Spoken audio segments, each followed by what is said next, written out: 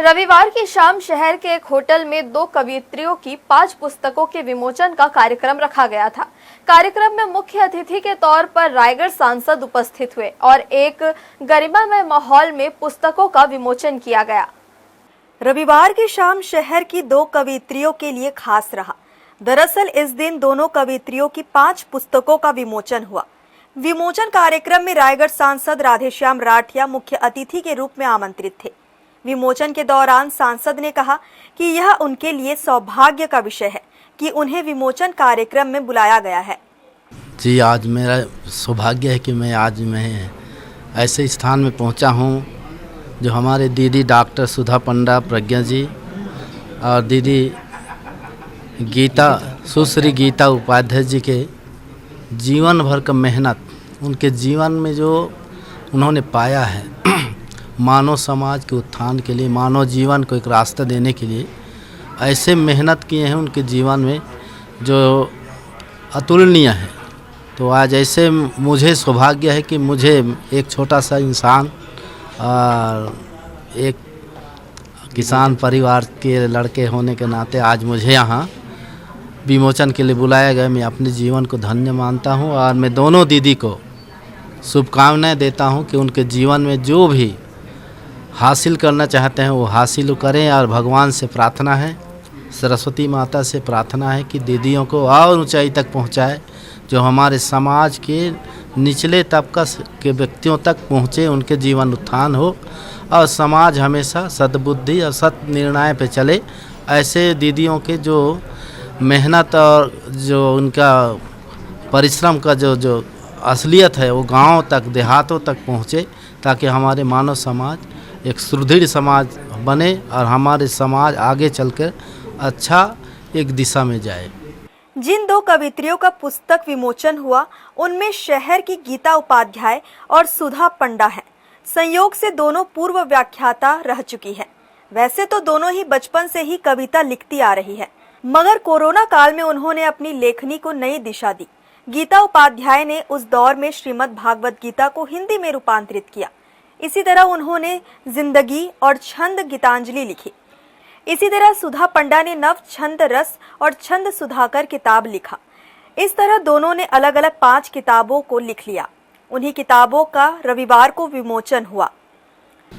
आज मेरे लिए बहुत ही सौभाग्य और बहुत ही प्रसन्नता का दिवस है कि आज मेरी 3 किताबों का एक साथ विमोचन हो रहा है। और मैं बहुत ही परिश्रम से और बहुत ही शोध करके श्रीमद् भगवत गीता जो संस्कृत में है, कठिन है, उसका मैंने सरल शब्दों में, शब्दावली में दोहा अनुवाद किया हुआ है, इस उद्देश्य से कि जन जन तक पहुँचे। जो भी संस्कृत पढ़ने में अपने आप को असमर्थ पाते हैं, अथवा जो महिलाएं हैं कि जो कम पढ़ी लिखी महिलाएं हैं वो भगवत गीता के ज्ञान से वंचित रह जाती हैं, अथवा आजकल के जो इंग्लिश मीडियम में पढ़ने वाले बच्चे हैं वे बच्चे जो हैं संस्कृत में रुचि नहीं लेते हैं। तो हिंदी में जो हमारे ज्ञान का खजाना है, हमारा जो दर्शन है, दर्शन शास्त्र है, भगवत गीता भारत का सबसे बड़ा दर्शन शास्त्र है, इस ज्ञान से वंचित न रहें और इस ज्ञान को प्राप्त करें और यह बहुत ही अधिक प्रसारित हो। ये मेरा मूल उद्देश्य रहा है इसको लिखने में। दूसरी बात यह है, दूसरी मेरी किताब है गज़ल ज़िंदगी, जिसका शीर्षक है। और ज़िंदगी मैंने उसका शीर्षक इसलिए रखा है क्योंकि ज़िंदगी की ही सभी पहलुओं को मैंने छूने का प्रयास किया है। वो भी सभी मात्रा भार आधारित हैं, कुछ मुक्त छंद भी हैं उसमें। तीसरी मेरी रचना किताब जो है वो है छंद गीतांजलि। इसमें बहुत ही वार्णिक और मात्रिक छंद हैं, कुछ सवैया हैं और साथ में घनाक्षरी भी है।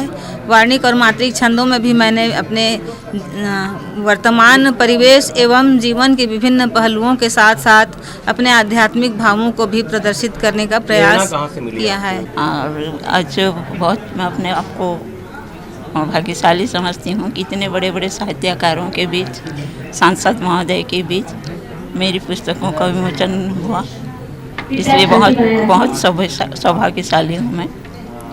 और जिससे मैं पद से ही डरती थी, दूर दूर भागती थी पढ़ाई की जगह में, और आज उसी में पढ़ी हूँ। और कोरोना काल सबके लिए अभिशाप साबित हुआ, लेकिन मैं समझती हूँ गुरुदेव की मेरी कृपा से मेरे लिए वरदान साबित हुआ।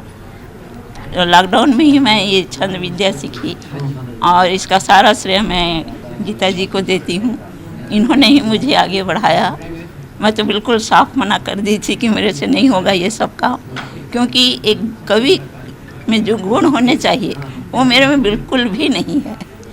कौन कौन सी किताबें आपने लिखी हैं? बस ये छंद सुधाकर हैं और ये दूसरी कृति है मेरी नवछंद रस। हर्ष न्यूज के लिए वीडियो जर्नलिस्ट श्याम देवकर के साथ संतोष साव की रिपोर्ट।